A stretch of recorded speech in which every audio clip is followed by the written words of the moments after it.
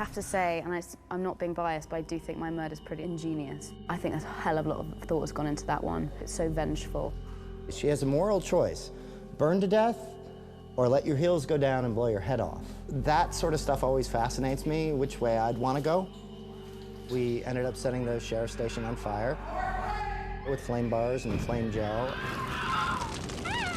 And a blood cannon blows the back of the head out with hair and brain bits, which stuck to the wall. And that turned out really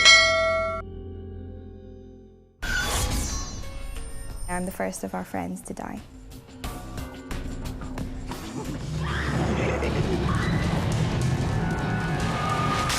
The special effects were, I mean, this was something I had no idea how they were going to do it, but the whole thing was done with a fake tummy, and they strapped it to me.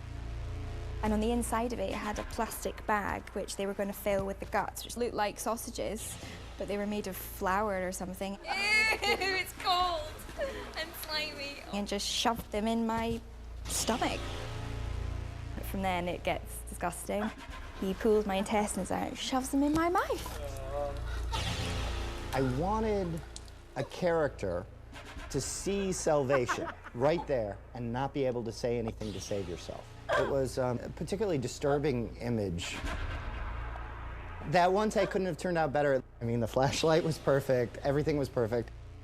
And I looked at it and I'm like, I'll never get that lucky again.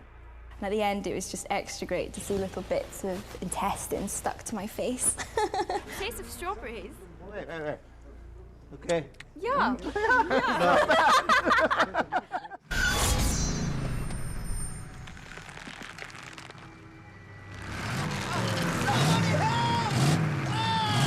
quite a long night for Gus, I think, you know, goes through quite a bit.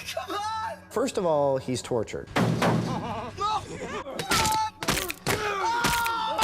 But I didn't think that was enough. What I wanted is I wanted him to die in front of all his friends. There's a dummy with blood bags and a squib as the truck runs him over. His head and his arm get knocked off his body by this truck, which is so horribly specific. It's like, you know, it's horrible.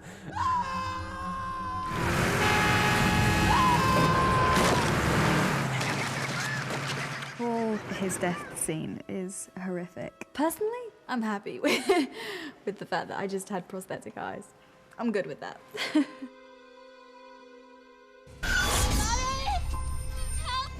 Lita, she's my favorite.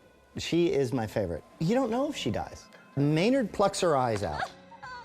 And then she runs away from the sheriff's station, running down the road blind with blood coming down her face.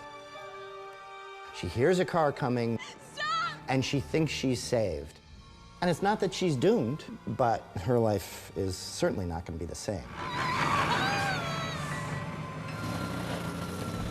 So who knows? Lita may be the blind protagonist of the next one.